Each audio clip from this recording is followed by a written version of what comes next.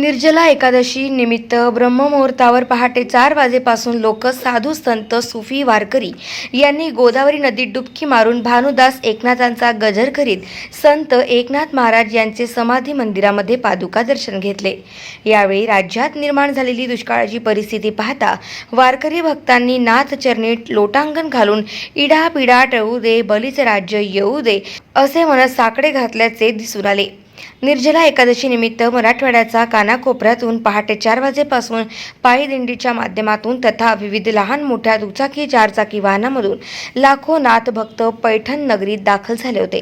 पायी दिंडीमध्ये आलेले नाथ भक्त वारकरीच्या खांद्यावर भगवी पताका, हातात टाळ मृदुंग, चिपळ्या, टाळावर भानुदास एकनाथ गजर करीत नाथ चरणी लोटांगण घालत समाधी दर्शन घेतले आहे।